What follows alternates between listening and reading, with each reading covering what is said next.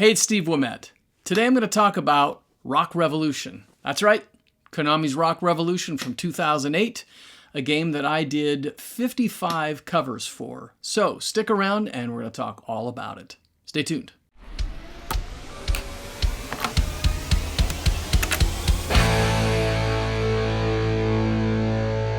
Rock Revolution. Let's see, going back to 2008, actually late 2007, I got a call from my agent, and he said that Konami wanted to talk to me about a rhythm game they were working on, and they liked what they heard from my covers on Guitar Hero, and they wanted to see about me taking over and doing some covers for their game. So I ended up getting on the phone with the guys, and they sort of gave me a scope of the game. It was going to be a rhythm game.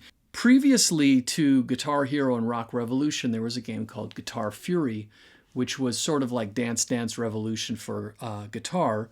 That was a Konami game. And so they had some technology. They had made a drum controller, and the original game was going to be called Drum Revolution.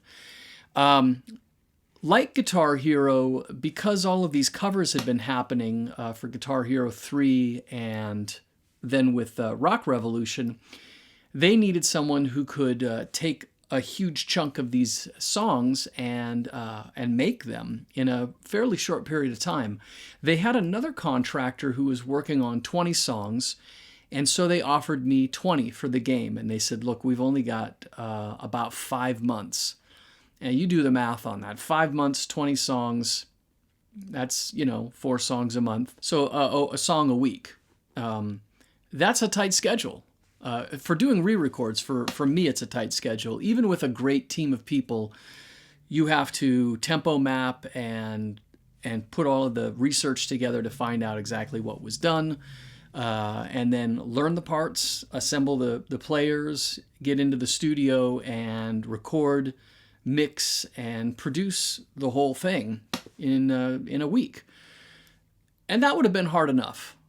By far, that would have been hard enough. But the other person or the other company that was doing the other 20 songs ended up bowing out. So Konami came back to me and said, hey, would you like to take on the other 20? So now there's 40 songs. Of course, being greedy, I said, sure, I'll take it. I'll take as many songs as you can give me. Because I wanted to be involved. And that was a tall order. So now we've got twice as many songs. That's 2 songs a week in the allotted amount of time. Tall order. So let's talk about the team. Much like in Guitar Hero, we sort of had an established group of people on the bass, sort of the bass team. I would do guitar and bass, and I would produce it, as well as engineer. If we had an external vocalist that was around, we'd probably track it at my place. If it was a drummer, the same drummer would be doing all the drums at Crush recording with Ryan, and then we would mix at Crush just like we did Guitar Hero. The trick is, and this is where I think it all comes in, is the vocalist. So I can plug into a different guitar amp, I can plug into a different bass amp, we can tune drums up, you can do all sorts of things to instruments, but you cannot really change the character of somebody's voice. So covers always come down to one thing, and that's the quality of the vocalist. And this became a problem in certain cases quite quickly, and I'll explain that in the next segment. So the team. The team that we had for this was Ryan Green was going to mix and engineer all of the stuff at his studio at Crush.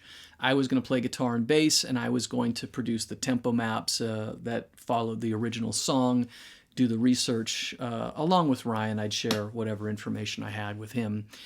And then we had one drummer, for the most part, who had played on just about every Guitar Hero song as well, Gary Sanchez. And Gary was in a local band called Metalhead, and they did covers, live cover band that did all sorts of 80s rock and metal, and amazing drummer, amazing reader, and he was just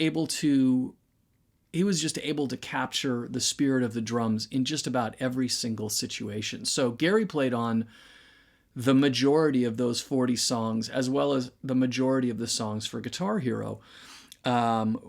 When I needed a slightly different drummer, I think we brought in John Covington, a friend of mine who played on Heading Out to the Highway from Judas Priest, and John had also played on Mississippi Queen from Guitar Hero 3. But that was the team. And then the vocalist, and this guy is incredible. Brody Dolyniuk and I worked together on a lot of the covers for Guitar Hero. He was on The Scorpions. He was on Mississippi Queen. He was on Poison, Talk Dirty to Me, and a lot of other songs. And he sang on a lot of songs on Rock Revolution. He is the consummate pro, amazing singer. And at the time he was in Vegas, and he had a band called Yellow Brick Road. They were doing covers, and he has this crazy ability to morph his voice into everything from Geddy Lee to Freddie Mercury and Robert Plant and beyond. No, we didn't do any Zeppelin, which would have been super fun, but we didn't. So Brody sang a lot of those songs. And to be totally honest, I think when I look at the reviews of the songs, there was nothing that Brody sang on that really got hit. It was songs where we had some trouble with the singers, and I'll totally be honest, I agree with most of those things. I think one of the first songs we tackled was Still the Night from Whitesnake.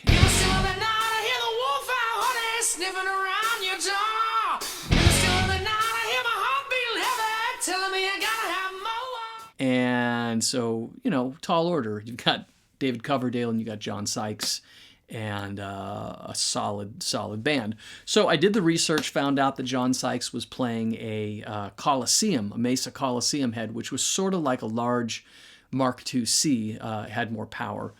But I had a Mark IIc, so I used that, and I forgot the pickup. I don't know if he used a Super Distortion. Back in the day, I did the research, found out what John was playing on his Les Paul, and I matched the tone as close as I could. Gary went in, knocked out the drums, did a killer job on it. I did the bass, and we had a bed track together pretty fast. Gave the track to Brody, and he knocked it out of the park. So I'm like, all right, we got one down. Still the Night, great way to start. Showed it to Konami. They really liked the way that it turned out, and I said, we're on a roll. And then we hit a roadblock. So the second song was Kiss. It was Detroit Rock City. Now, I am the biggest early Kiss fan in the world. I know everyone says that if they're a Kiss fan, but I'm a hardcore Kiss fan from the early days up till about Dynasty. And to do Detroit Rock City was not only, it was something that I wanted to honor and respect, but I was also really scared of it, because when you know a song so well, it's sort of sacred to you, and that song is very much sacred to me. Plus, out of all the Kiss albums, the Bob Ezrin produced albums, in particular Destroyer, they're heavily produced. They've got that Bob Ezrin stamp on them, and it's going to sound like a Bob Ezrin record. He did that with Alice Cooper. He did it with Kiss, and it's an amazing sound. So I went to town. I got my 70, I think it was a 73 Super Lead, which is exactly what they used. Put that together for Ace's guitars, Super Distortion humbucker, and a Les Paul. I think it was the same setup as the John Sykes guitar, which is why it became second, but a totally different amp, early 70s Marshall.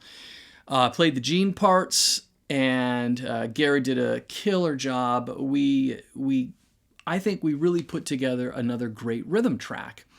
And I felt very strongly about it. But what happened was, where's Paul Stanley? Right. There's no Paul Stanley. Paul Stanley sounds like Paul Stanley, and I don't know a lot of singers, or I certainly didn't know a lot of singers, or any at the time, that sounded like Paul Stanley. So I started searching YouTube for Kiss tribute bands, and that was very difficult until I finally found somebody that I thought would do a really good job. He's not Paul Stanley. So it was immediately recognized that, oh boy, here we go. First song out of the gate after the win, we were going to have this where everything sets up. You got the whole beginning of the song. It sounds like the song. It feels good. And then as soon as the vocals came in, let's put it on the back burner. We had a mix of it. It was as good as it was going to be. And if we had enough time, we could go back and we could do another vocal of that. And so we moved on. And this is how it went. It went on and on and on, week after week, and it was just at a crushing speed to get the songs done in time. Now, keep in mind, I didn't only produce the songs. We didn't just produce and mix them. I had to program all of the MIDI for the drums. In other words, I'd have to take the live drums and I'd have to convert live drums into a MIDI track that they could use for the note tracking of the drum controller for every single song. And we had to, on top of that, have samples of all of the drums so they could be played separately in case somebody, when they were hitting a note, you would have an open, you would have here's a tom-tom or here's a crash cymbal or whatever.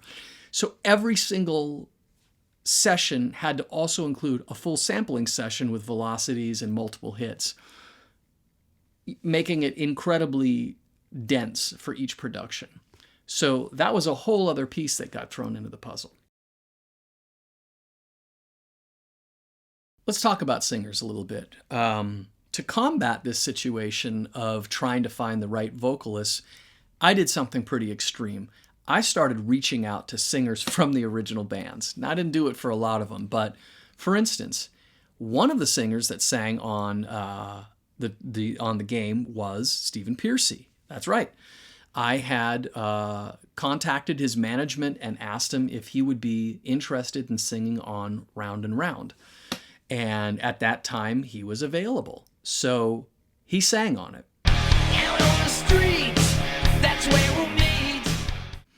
And that made my life a whole lot easier because hard to argue with the real thing.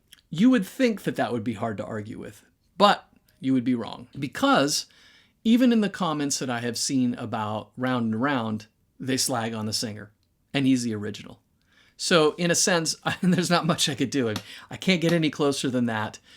Yes, it was years after. It was 20 plus years, maybe 25 years after he sang it the first time. But it sure still sounded like Stephen Pearcy to me. So, what can I say? The other guy that I worked with, incredible singer, is Ripper Owens.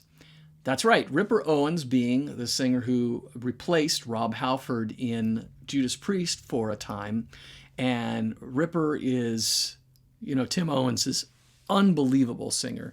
We all know that he sounds a lot like Rob Halford when he wants to. So I contacted him. I found his information on, I think it was on his website, and I just cold called him. He answered the phone and he said, sure, I'd love to sing it. So that was where my buddy John Covington played drums on it. We did the whole track, and then Ripper came in and just nailed it. And I don't know if there was a lot of comments one way or the other on it. Rock Revolution got mostly bad comments because, and I didn't play the game, so I can't say from the gameplay or what was going on, or maybe it was a year after Guitar Hero when they were all using Master Tracks, Rock Band, and Guitar Hero. But they did get a lot of flack for having all covers on a game. But I thought Ripper did a fine job. Another singer who sang on it was Jeff Scott Soto. And Jeff was Yngwie's first singer in Rising Force back in the 80s. And he has gone on with Sons of Apollo and so many different projects. And Jeff sang on Korn. He did, I can't remember what the name of the song was that we did. Freak on a Leash? I'm not sure. I think it was Freak on a Leash. I'll post all the names of the songs that I did, but it's been, 12 years now, so kind of hard to remember. But Jeff was, as you'd expect, awesome. I'm feeling tired, my time got to die. Is he Jonathan? No, he's not going to be Jonathan Davis. He's going to be Jeff Tate. doing his best to get in the spirit of that. And I think he did a great job.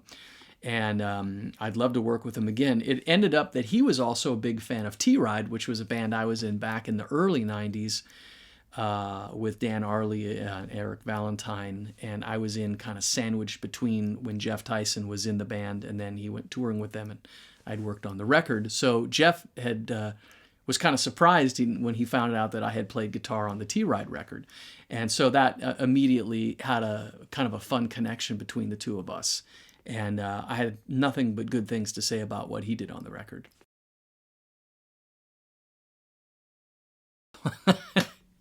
Okay, here's the biggest disappointment on the whole game for me, and that was when we did the cover of Holy Wars from Megadeth.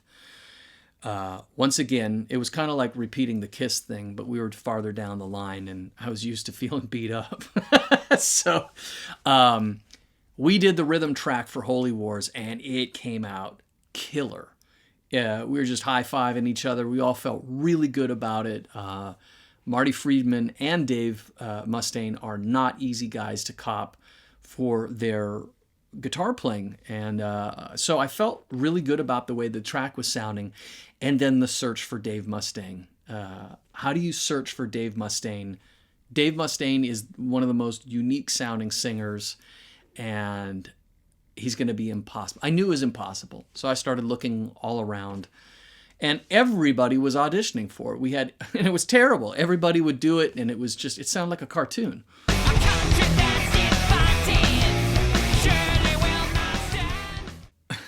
We put that one on the shelf for a while until finally we were getting toward the end and we had to finish. And so I did my best. I searched around. I did three different vocalists from around the country. And oh God, it was painful. Nobody sounded like him, and it destroyed the song. So, did he sing the right notes? Did he have the right attitude? As much as one can. And yeah, it was totally unfun, and I was totally deflated from it. And that's the story of the Megadeth side of it. And what I would say the moral of all of this is what I have always come to realize, which is it all comes down to the vocals, and like it or not, you cannot match somebody else's DNA that way. You can do it a lot better with other instruments than you can with vocals. Which is why Brody once again came in and with his chameleon-like abilities saved the day on so many tracks. We did The Spirit of Radio from Rush, and I thought he did a fantastic version of Geddy Lee's voice. Begin the day with a friendly voice, a companion unobtrusive. I did have a different bass player play Geddy's parts because I was no match for the finger style that Geddy plays, and fair enough, the guy did a great job. We did Pull Me Under from Dream Theater. That's an epic, right? That's a long song. It's got, it's got keyboards. It's got John Petrucci. It's got, this is not an easy song to do. And again, I think that one turned out really good. Gary Sanchez once again did the drums and did a beautiful version of, Mike Portnoy's parts. And Brody came in once again and did the vocals for the track, and I think it was stellar. Stone Cold Crazy by Queen. And once again, that was Brody who sang on it, and I think he did a fantastic job of Freddie Mercury. Since then, I've worked with Mark Martel, who, if you look on the internet, is a guy that's a singer out of Nashville, and he sounds just like Freddie Mercury. And in fact, he sang on Bohemian Rhapsody, the movie, when they needed a singer to be in the place where they didn't actually have footage or recordings of Freddie doing it, where they wanted to have it part of the movie. And Mark was fantastic. We later worked on tracks for Just Dance. Last Christmas I did with Mark Martel, and I also did Footloose with Mark Martel. So he was a fantastic singer, but I hadn't met him yet, and Brody was fantastic. The last one I want to talk about is Dr. Feelgood.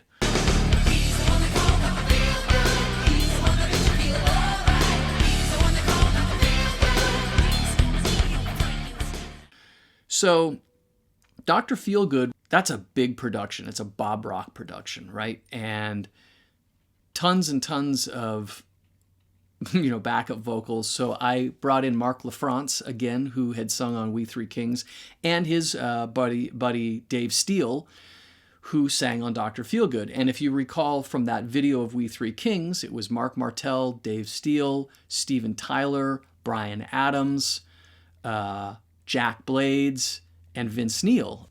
So I only got a third of the team. I got Mark LaFrance and I got David Steele, but that was plenty for me. Once again, Gary Sanchez played drums, and once again, who played Vince Neil? Brody Dolyniuk. And I think he did a stellar job on it, and I still tease him to this day because the 2 times he's been spotlighted on stuff was Vince Neil and Bret Michaels. And here's a guy that sings Robert Plant and Pink Floyd style and Elton John and all of this. And I got beat up because they said, so what's up? You have Poison, you got the Poison singer, but you don't have the band. So he's playing with some canned backup band. And the same thing happened with Dr. Feelgood, where I had comments why, how do you get Vince Neil, but you can't get Mick Mars? And that's really funny to me. So Brody has the Vince Neil and and Bret Michaels vocals down to a T. So congratulations on that. Take 5 months and do 40 covers and see what you can actually accomplish in that amount of time. I usually spend 3 weeks to a month on a single cover when I'm working on Just Dance or other games where they need that, because you have the luxury of time if it's not that many songs. So I think this is kind of an interesting revisiting of it. It was basically done exactly the same as I did Guitar Hero 3, except for in a very compressed time frame. Oh, one other thing. I did 15 other songs after the fact. So I did 55 songs for Rock Revolution. They had a metal pack and they had some other ones. So we covered Soundgarden. We covered Pantera. We did 5 Pantera tracks. And I actually got a chance to see Dime's original rig because he was working with the guys at Crank Amps prior to his passing. And they had some of his original gear, his Randall RG80 or RG100, I forgot what amp it was. I didn't get a chance to plug into it, but that was really interesting to go and try to see what he was set up like to make that crazy guitar sound that he had, which I got pretty close to, but nobody is Dime. So I can say for an absolute fact that I did my best, but that was a tough one to cover. Pantera in general was tough. The singing was incredibly hard to cover. I mean, who sounds like Phil Anselmo? There's another one. Who sounds like Chris Cornell? We did Soundgarden. I know who sounds like Chris Cornell, and that is Kyle Spicer. I found Kyle Spicer, singer in a band. I can't remember what the band was, but a friend of a friend was in a band with a bassist guitarist named Dave Pino. And Dave introduced me to Kyle, who he was working with, and Kyle did an incredible Chris Cornell voice.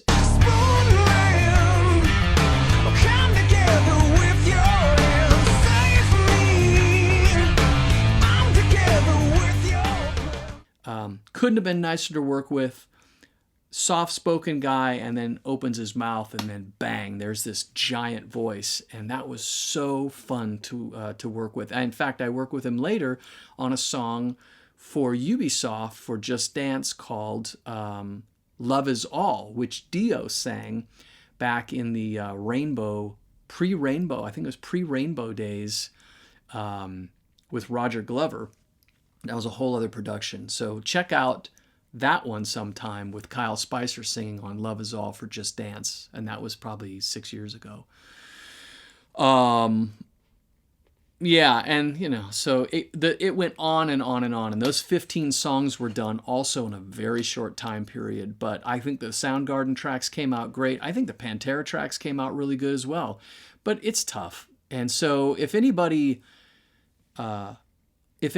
wonders why the covers sounded like they did, I'm not going to make any apologies for them. I think they turned out really good for what we had available to us at the time. And I think I could do them a lot better now because I've learned so much over the time. I think I'm up to 270 or so re-records. And keep in mind that this actually led me to work with bands like, I actually worked with Alice Cooper. We re-recorded some of his tracks for use for commercial purposes. Alice lives here in town, so that was super fun. I've been able to work with Public Enemy, and I actually worked with the surviving members of the Knack. We redid My Sharona. The amazing Kenny Aronoff played drums on that, and Burton, the original guitar player, played. I played Doug Feiger's parts, and then we flew in different tracks that they had recorded in '96, I think, on another recording of the song. But so it actually led to a lot of different fun projects for me. So Rock Revolution, like Guitar Hero, opened a lot of doors for me. And so I make no apologies for it. Of course, you can have your own opinions. And I'd love it if you'd leave those opinions down in the comments. Ask anything you want. I'll answer it. And for now, that's about it. Have a great day, and I'll be back.